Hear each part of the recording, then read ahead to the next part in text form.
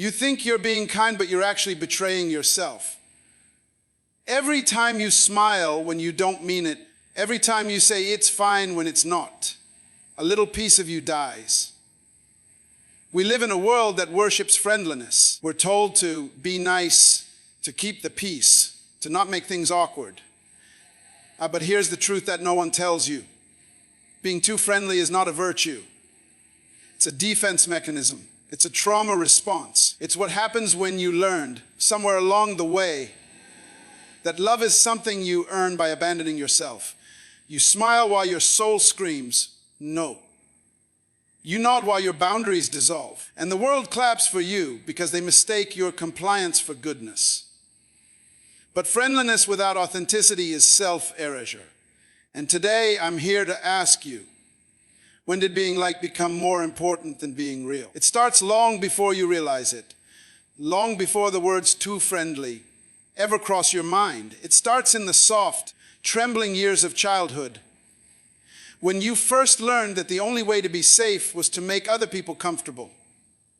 You discovered, perhaps without anyone saying it out loud, that love wasn't freely giving, it had to be earned. And the currency you paid with was yourself. You learned that when you were quiet, agreeable, and smiling, people liked you. They clapped for you. They said you were such a good child. But when you cried, when you disagreed, when you had needs or anger or confusion, suddenly love felt far away. So you adapted. You became what they wanted you to be. You learned to swallow your truth to keep the peace. You learned to put the feelings of others before your own because you believed that if everyone else was happy, you'd finally be safe. And so friendliness became your armor. You wore that smile like a shield, didn't you? You smiled when you were hurting. You said it's okay when it wasn't. You laughed at jokes that pierced you. You nodded when your boundaries were crossed because confrontation felt like death. You told yourself, I'm just being nice. But what you were really saying was, please don't reject me. That's what being too friendly really is. It's not kindness, it's fear dressed up in politeness. It's the child inside you still trying to avoid punishment or abandonment by performing goodness. It's not generosity, it's survival. You see, real kindness has power in it. It's a conscious choice that flows from love and alignment. But over friendliness, that's the opposite. It's a programmed reflex and unconscious response to danger. It's the body and soul saying, if I please you, you won't hurt me. If I make you happy, you'll keep me. The truth is, when you are too friendly, you're not actually connecting with people. You're managing them. You're shaping their perception of you to keep yourself safe. You're controlling how they see you so that they don't see something you believe is unlovable. Every smile becomes a mask. Every sure, no problem becomes a tiny act of self-betrayal. And the world applauds you for it. The world loves friendly people because they're easy to handle. They don't cause ripples. They don't say no. They give and give and give until there's nothing left, and then they apologize for not giving more. Society calls them angels. But what they really are ghosts. People who have faded out of their own existence, trapped behind a smile. Friendliness without authenticity is self-erasure. It's death by 1,000 smiles. And maybe you've felt it. That strange hollowness after being with people who like you but don't really know you. That quiet H when you leave a room full of laughter and realize you were performing the entire time. That subtle resentment that builds when your yeses were supposed to be nos. That's what happens when you confuse kindness with compliance. Kinness says, I care about you. Compliance says, I'm afraid of you. They may look similar on the outside, but inside they come from entirely different worlds. When you stop being too friendly, you start noticing how much energy you were leaking. How drained you always felt. How much effort it took to maintain the image of someone endlessly agreeable. You start to see that being overly nice was never who you truly were. It was who you became to survive. The real you is not soft, spoken submission. The real you has boundaries. The real you has preferences, needs, and edges. The real you can love deeply while saying no. The real you can care for others without disappearing. When you finally allow yourself to be real instead of friendly, something magical happens. People start to fall away. The ones who only wanted your compliance will leave, and that will hurt. It will feel like loss. But it's not loss. It's purification. It's your life rearranging itself to match your truth.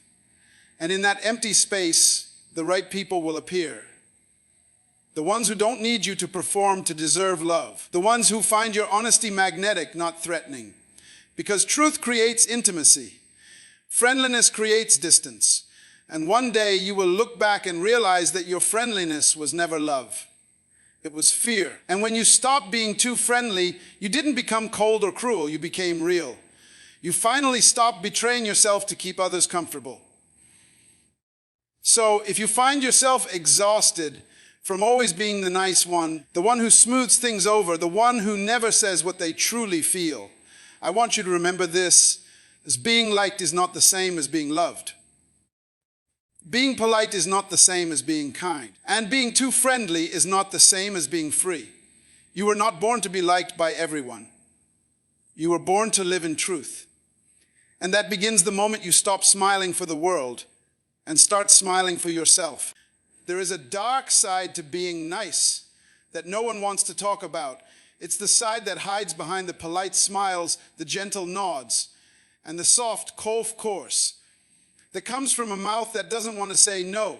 The shadow of niceness isn't visible in the way you act. It lives in what you suppress. It's buried under all the things you don't say, the emotions you never let yourself feel, and the boundaries you never dare to set. People love to call you easygoing, sweet, but they don't realize that behind those words lies a quiet kind of suffering. The suffering of someone who's forgotten what it feels like to take up space. You see, when you build your life around being liked, you start to disappear. You become a reflection of what everyone else needs you to be instead of a mirror of your own truth. The world teaches you that being nice is a virtue, that it's something holy and pure. But what they don't tell you is that there's a price. When you are too nice, too accommodating, too quick to please, you start trading authenticity for acceptance. Every time you say yes when you mean no, every time you swallow anger because you don't want to seem difficult, you chip away at your own soul. It's not that being kind is wrong. Kindness is powerful when it's conscious, when it comes from love, but niceness. Niceness is often a performance. It's what happens when you fear the consequences of your truth. It's the desperate attempt to keep everything smooth, to avoid conflict, to be the person no one can fault. But here's the truth that stings. When you make it your mission to never upset anyone, you end up upsetting yourself. The shadow side of niceness is that it demands you to shrink. It demands silence. It tells you, don't make waves. It whispers, keep smiling. It tells you that your needs are selfish, your pain is inconvenient, your truth is too much, and because you've been rewarded for this act your whole life, because people tell you you're so pleasant, so wonderful, so lovely to be around, you keep performing. You keep handing over pieces of yourself just to maintain that image. But deep down, you start to feel it. That quiet rage that grows when you've said yes one too many times. That heaviness that sits in your chest after another conversation where you didn't say what you really thought. That resentment that builds toward the very people you're trying so hard to please. You start feeling invisible. You start feeling fake. You start wondering, if they like me so much, why do I feel so lonely? Because the truth is, they don't love you. They love your mask. They love the version of you that never challenges, never confronts, never disagrees. They love the illusion of you, not your essence. And every time you feed that illusion, you deepen the gap between who you are and who you pretend to be. This is the shadow, the emotional disconnection that comes from being nice. It's the loneliness that hides behind the smile. It's the exhaustion that comes from constantly managing how others feel so they don't have to see who you truly are. You start to lose your center. You forget how to say no. You forget how to feel anger without guilt. You even forget how to trust yourself because you've spent so long bending your truth to fit other people's comfort. Niceness, when used as a mask, is not compassion. It's control. It's a subtle attempt to keep everything peaceful, to avoid rejection, to make sure everyone stays happy so that you can feel safe. But there's no real peace in that. It's a fragile illusion, one that cracks the moment you stop performing. And that's why nice people often snap. They explode after years of silence because no one, not even the kindest heart, can carry that much repression forever. You might think you're doing good by being endlessly pleasant, but ask yourself, what good is there in denying your truth? What good is there in smiling when you're breaking? What good is there in being easy to love if you have to abandon yourself to earn that love? True kindness doesn't require you to erase yourself. True kindness has edges. It knows when to say no, when to walk away, when to draw a line in the sand. True kindness doesn't need to be nice. It needs to be real, because real compassion isn't about keeping everyone comfortable. It's about living in truth, even when truth makes others uncomfortable. And here's the paradox: the more you try to be nice, the more people will take from you. They'll drain your energy, your time, your spirit, not out of malice, but because you've trained them to believe that you're endlessly available. You've taught them that your boundaries are flexible, that your needs don't come first. And soon you'll wake up realizing that the very people you try to keep happy don't respect you, because you never showed them how. The shadow of niceness is resentment. It's the quiet bitterness that grows from giving without authenticity. It's the fatigue of always being the emotional caretaker, the peacekeeper, the one who smooths over every rough edge. But that resentment isn't evil.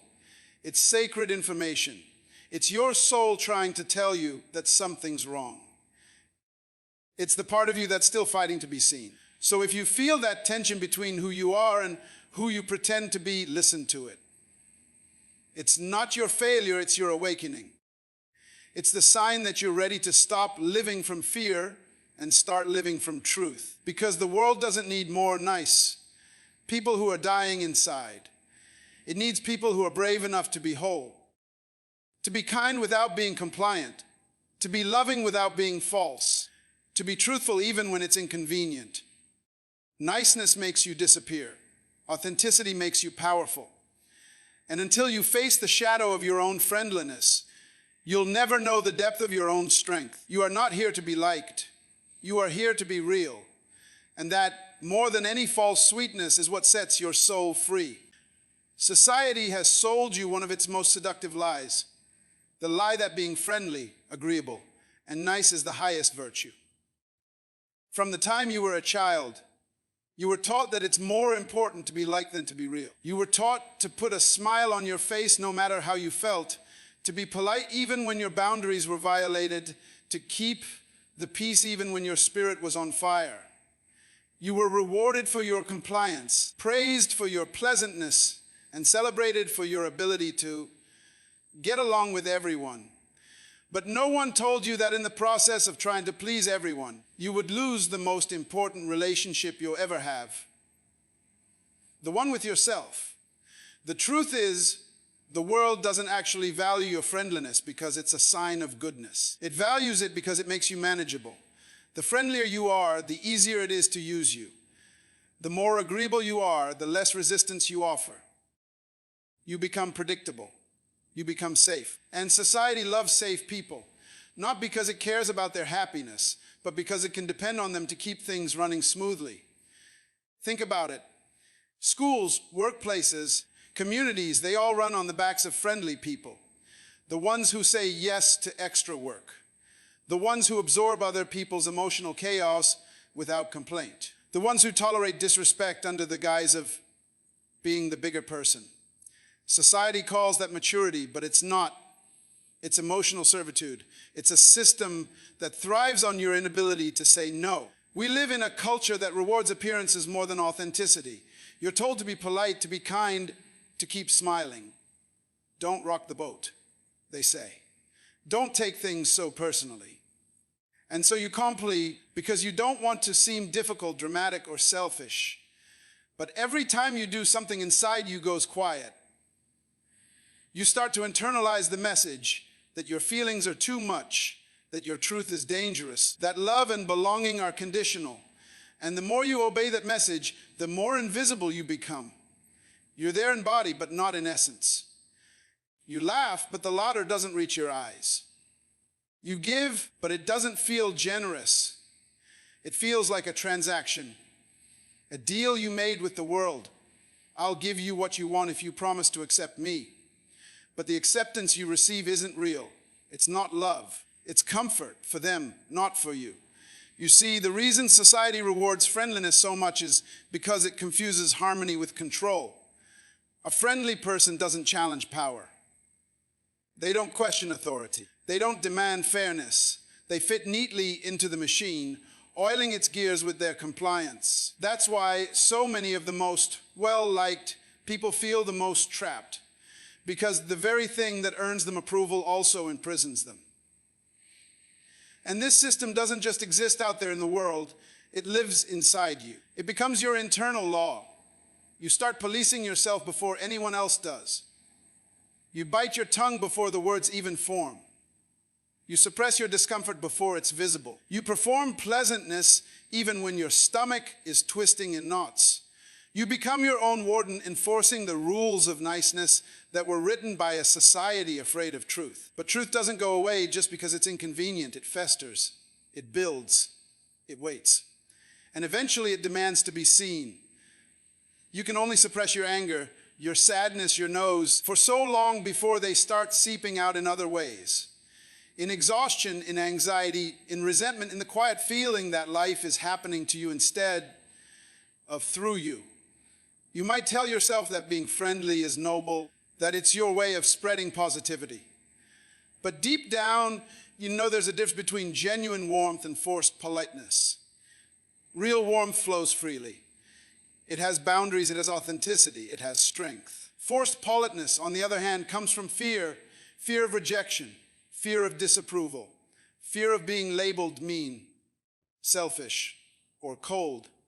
And here's where the lie becomes most dangerous. When society convinces you that your anger, your discomfort, your boundaries are flaws instead of signals, you start to mistrust your own instincts. You start believing that being good means being endlessly accommodating. You become a people pleaser, thinking that's compassion, when in truth it's self-abandonment. It's no accident that the world celebrates friendliness. It's because friendliness keeps people quiet. It's easier to exploit those who don't push back. It's easier to manipulate those who don't question. It's easier to maintain control when everyone is smiling. And so the friendlier you become, the less of your power you hold. You give it away one polite nod at a time. But make no mistake, friendliness and goodness are not the same. One can exist without the other. You can be friendly and deceitful. You can be polite and manipulative. You can be agreeable and deeply disconnected from empathy. And you can be fierce, honest, and confrontational, and still come from the deepest place of love. The world just doesn't teach you that, because love that tells the truth is dangerous to a system built on pretense. What would happen if you stopped being friendly in the way society expects you to be? What if you allowed yourself to speak honestly, to set boundaries, to say, I don't agree? What if you let people see your edges, your fire, your rawness? Would some people leave? Yes. But the ones who remain, those will be your real connections. The ones who can meet your truth without running from it. And maybe that's the ultimate rebellion. To stop performing friendliness for a world that benefits from your silence. To stop offering smiles that cost your soul energy. To stop saying yes when your entire being is screaming no. Because when you do that, you take your power back. You stop being society's puppet and start being your own person. The world doesn't need more friendly masks. It needs more honest faces. It doesn't need more compliance. It needs more consciousness. And the next time someone tells you to just be nice, I hope you remember this: nice is easy to control, but truth is unstoppable. So no, you don't have to be friendly to be loved. You don't have to be agreeable to be accepted. You don't have to smile to be safe. The real safety comes from standing in your truth, even when the world prefers your silence. Because every time you choose truth over friendliness, you reclaim a piece of yourself that the world once took. And piece by piece, you begin to remember before the world taught you to be nice instead of real. There's a profound difference between being kind and being compliant, but most people never stop long enough to notice where the line is drawn. They assume that if they're nice, if they keep the peace, if they avoid hurting anyone's feelings, they're being kind. But kindness and compliance are born from entirely different places within you. One comes from love, the other from fear. One expands your soul, the other shrinks it. One is truth wearing a soft face, the other is suppression wearing a smile. Compliance pretends to be kindness because it looks the same on the surface. You say yes, you offer help, you listen, you stay calm. People thank you, praise you, and tell you that you're wonderful. But inside, there's a subtle pressure, a tightness in your chest, a quiet exhaustion that builds every time you bend yourself just to avoid conflict. Compliance feels like kindness when you've been conditioned to equate self-sacrifice with goodness. But kindness doesn't drain you. It doesn't silence you. It doesn't demand that you disappear to prove your worth. Compliance is when you give because you feel you must. Kindness is when you give because you choose it to. The difference is energy. One takes from you, the other flows through you. When you act out of compliance, you are trying to manage someone's reaction. You're trying to control how they see you, to keep them comfortable, to maintain harmony at any cost. It's not love. It's fear wearing the mask of love. It's a performance designed to protect you from rejection or disapproval. You see, compliance doesn't come from your heart. It comes from your conditioning. It's the voice in your head that says, if I don't do this, they'll be angry. If I speak my truth, they'll leave. If I say no, I'll be seen as selfish. So you bend, you fold, you shrink. And you tell yourself it's compassion when in reality it's avoidance. You're not protecting others. You're protecting yourself from the discomfort of being honest. You're trying to avoid the sharp edges of truth because you were taught that truth causes harm. But here's what you must understand. True kindness never asks you to betray yourself. True kindness is rooted in authenticity. It can hold discomfort. It can hold tension. It doesn't always look pretty. Sometimes true kindness says no. Sometimes true kindness walks away. Sometimes true kindness speaks a truth that breaks the illusion of harmony. But that's the kind of love that heals, not the fake comfort of compliance that keeps everyone trapped in pretense. The tragedy is that we live in a world that praises compliance and punishes truth. From childhood, you're told to be polite, don't talk back, respect your elders, don't hurt people's feelings. You're taught that it's better to be agreeable than to be honest. So you grow up thinking that your job is to make everyone else comfortable, even at the expense of your own well-being. You become addicted to being the good one. The one who never offends, never argues, never says what they really think. You believe that being liked is the same as being loved. But compliance is not love. It's control disguised as care. It keeps relationships shallow because real connection requires truth. When you comply instead of speaking honestly, you're not connecting, you're managing perceptions. You're building relationships based on who you think you should be, not who you truly are. And then you wonder why no one really sees you, why you feel invisible even in your closest bonds. It's because they're not loving you. They're loving the version of you that keeps them comfortable. True kindness, on the other hand, doesn't exist without truth. It requires the courage to be seen, to risk disapproval, to stand in integrity even when it shakes the ground beneath you. It doesn't always feel gentle in the moment. Sometimes it feels sharp, like cutting away a lie that's been wrapped around your soul. But that sharpness is what creates healing. It's the medicine that frees you and others from the illusion that peace means silence.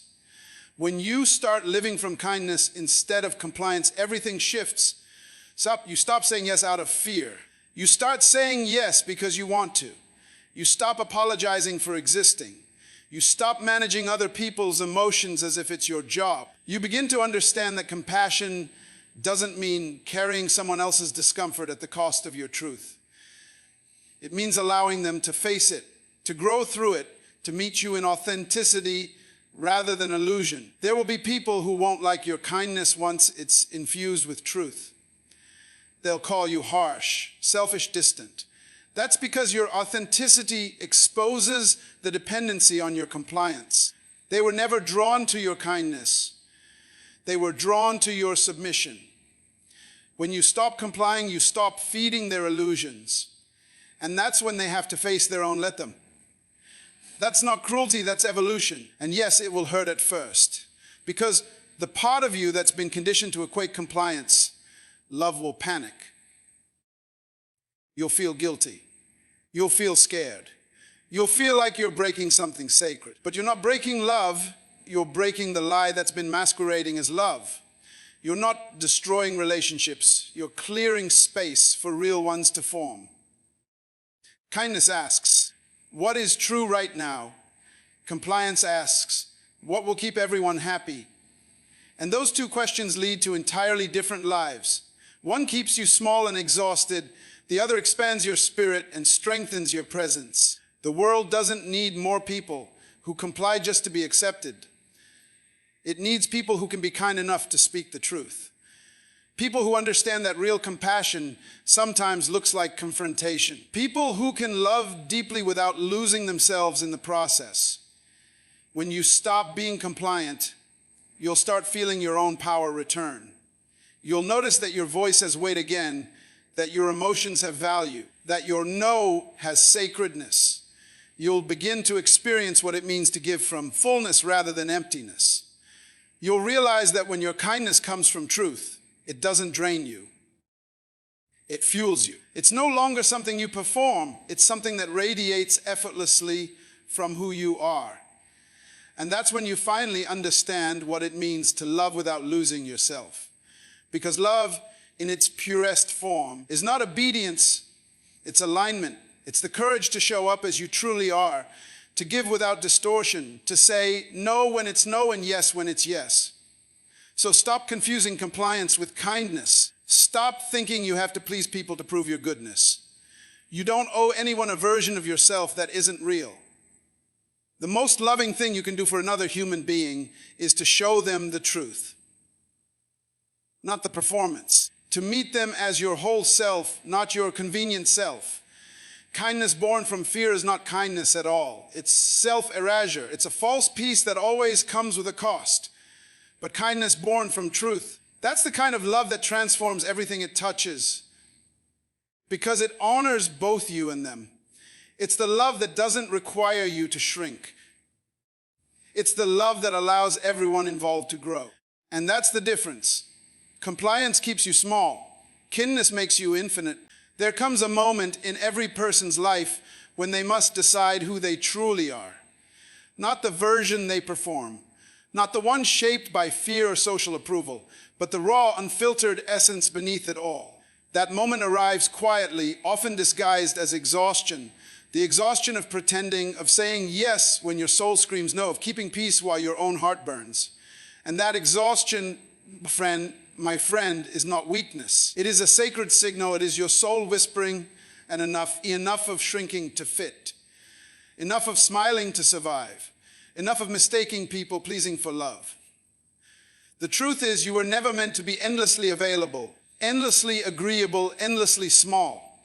You were meant to burn, to stand tall in your own fire, to glow from your own truth, to radiate authenticity so bright it becomes impossible to fake. The world doesn't need your compliance, it needs your live, because at the end of the day, all this too friendly energy, all this constant adjusting, softening, and bending is nothing more than armor made to protect you from rejection. But here's the paradox: the moment you drop the armor, the moment you stop performing for love and start living as love, you become unstoppable. You stop chasing validation and start attracting alignment. You stop begging for seats at tables that were never built for your spirit. you start building your own. Stop being afraid to disappoint people who were never truly invested in your happiness. Stop apologizing for existing fully. Stop confusing politeness with purpose. Remember, those who mind don't matter, and those who matter don't mind. The people who truly belong in your life will never require you to betray yourself to be loved. Every time you say no to something that drains you, you are saying yes to your soul. Every time you draw a boundary, you're not closing yourself off. You're declaring to the universe, I am ready for relationships that feed me, not deplete me. And every time you stop being too friendly, you start being real. Realness is magnetic. Realness is rare. Realness is power. So stand in your truth, even if your voice trembles. Speak your no with the same grace as your yes. Walk away from the spaces that make your energy shrink. And never forget, you teach people how to treat you by what you allow, what you stop, and what you reinforce. Let your silence speak where your boundaries begin. Let your presence carry the authority of someone who knows their worth. The world will try to tell you that kindness means obedience. Don't believe it. The greatest act of kindness is honesty. The most powerful form of love is truth. You are not here to be liked by everyone.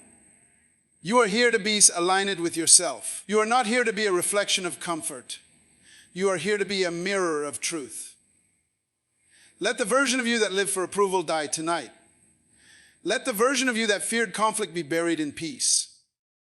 And in its place, let something new rise. A version of you that smiles because it wants to, not because it has to. A version of you that gives from fullness, not emptiness. A version of you that know love is not something you earn by erasing yourself, but something you embody by being fully alive. So from this moment on, promise yourself no more leaking energy into things that do not feed your spirit. No more chasing acceptance from people who cannot even accept themselves. No more softening your truth to make others comfortable in their illusions. You were not born to be agreeable. You were born to be authentic and authenticity. That fierce, radiant truth of who you are will take you further than any false friendliness ever could. It will open doors that pretending never will. It will magnetize people who see you, not just your mask. It will give you peace in a world addicted to performance. Remember the words of Steve Jobs. Your time is limited, so don't waste it living someone else's life. Remember what Maya Angelou said. I'm not crazy enough to sit in the same place I've been broken. And remember this truth. You do not owe the world your politeness. You owe it your presence. So walk out of this moment with your head high and your boundaries intact. Speak your truth with love, but never at the cost of yourself. Because the day you stop being too friendly is the day you start being free and freedom. Real soul, deep freedom is the most beautiful, magnetic, and powerful thing a human being can ever embody. So stop apologizing for it. Leave it. Be it. Because when you finally stop dimming your light for others, you become the very spark that sets the world on fire.